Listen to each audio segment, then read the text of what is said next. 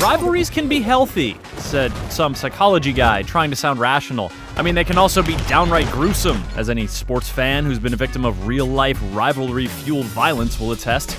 Luckily, the vitriol traded between loyalists of Call of Duty and Battlefield doesn't tend to materialize into real-world hurt. That's just because I'm better than you. But the real fake war between these two giant game franchises exists, and GameSpot is here to profit from, mediate a ceasefire agreement by taking a detailed inspection into what Call of Duty Ghosts and Battlefield 4 have in their respective arsenals and seeing who is better equipped to battle for gamers' hearts and dimes.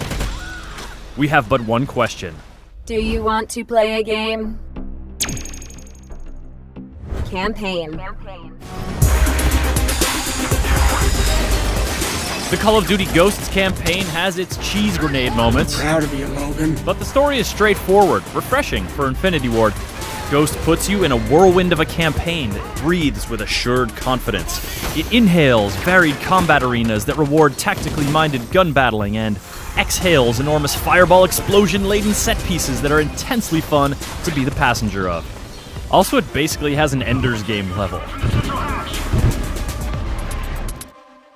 Omar coming! You okay, man? This dude may look familiar to folks who watch The Wire, but don't come to Battlefield 4 expecting a lot of character. I mean, it starts off like this. And your buddies will sometimes talk about stuff like this. You open up a fortune cookie and it says, "Tomorrow you will be reborn in bed." The action is fun when it channels the big open areas with a splash of vehicles awesomeness of the multiplayer, but it doesn't really do that a lot. Still feels like they're trying to capture that Call of Duty magic, but not using the right net. Bait? How do you even, capture magic? Let's put one on the board for Call of Duty Ghosts. Multiplayer. Thanks to Battlefield 4, we can never talk about evolution without immediately thinking about levolution and rolling our eyeballs.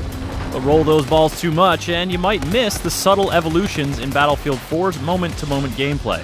Taking cues from other excellent shooters, Battlefield 4 has added context-sensitive first-person cover, as well as adjustable scopes and aim zeroing to help you land those long-distance shots. These improvements thrive on the big, varied maps where close-quarters combat or long-range sharpshooting are equally important and equally awesome. The maps themselves are playing very well so far, especially in the lively new obliteration mode. Moving that bomb o'er the earth, atop the briny depths, and through yon pale blue sky is a cracking good time. It all adds up to a big payload of multiplayer excellence that's ready to crash Call of Duty Ghosts Party. But the Call of Duty party is always a rambunctious one. More like a sports match arena type thing than a virtual war battle conflict-a-majig. Ghost adds some new modes that complement the existing formula really well.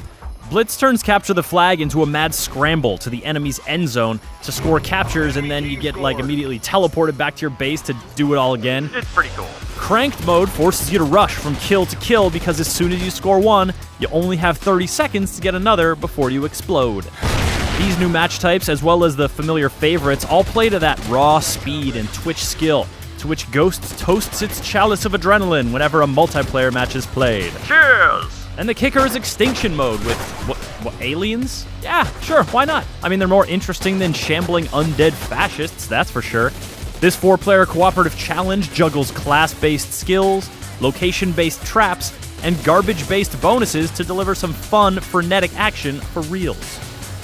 Both Battlefield 4 and Call of Duty Ghosts play to their strengths in this category, because when they aren't trying to ape one another, that's when they truly shine.